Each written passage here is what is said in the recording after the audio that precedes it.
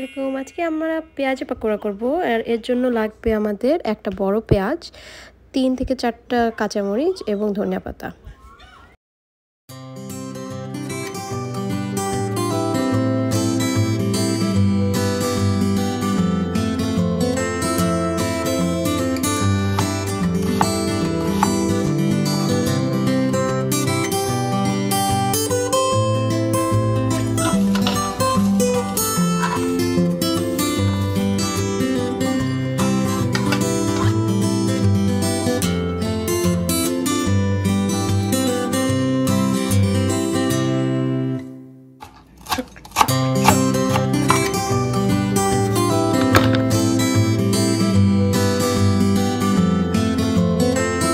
সবগুলো কেটে আমরা একটা বোলের মধ্যে ভালো করে এগুলো মিক্স করে নিব।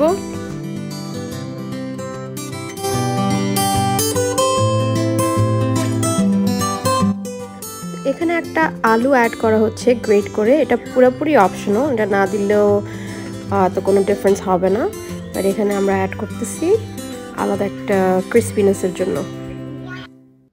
এখন আমরা এটাতে দিব 1/2 টিস্পুন গার্লিক পেস্ট, রসুন বাটা, 2 টেবিল স্পুন ভেষণ,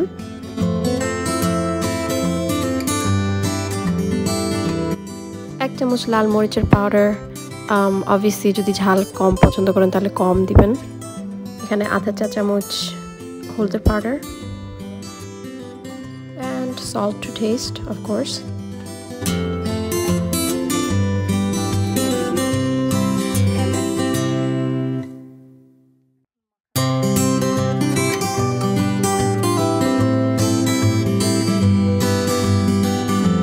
এখন আমরা এটাতে আন্দাজ মতো একটু পানি দিব।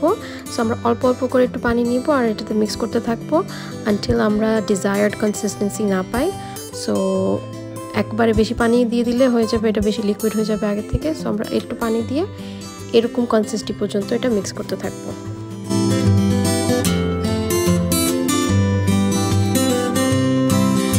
এখন এটাতে প্রায় 2 চা চামচ আটা অ্যাড করা হচ্ছে। আপনারা চাইলে চালের গুঁড়িও দিতে পারেন, এটা জাস্ট পাকোড়াটাকে একটু ক্রিস্পি একটা লেয়ার দেওয়ার জন্য।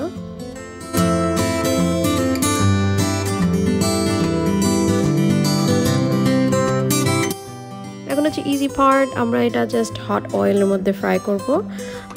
জাস্ট খেয়াল রাখতে হবে যে চুলার আঁচ আমরা মিডিয়াম টু লো মিডিয়ামের মাঝখানে রাখতে হবে, না হলে বেশি হাই টেম্পারেচার দিলে এটা অবভিয়াসলি জ্বলে যাবে।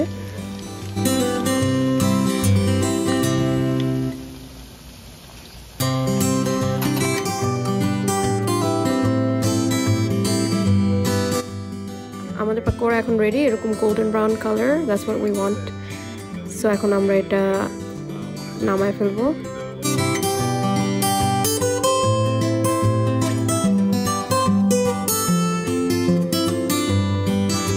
And that's it, আমাদের পাকোড়া এখন ready. If you like this recipe, try it and please subscribe and like this video. Thank you.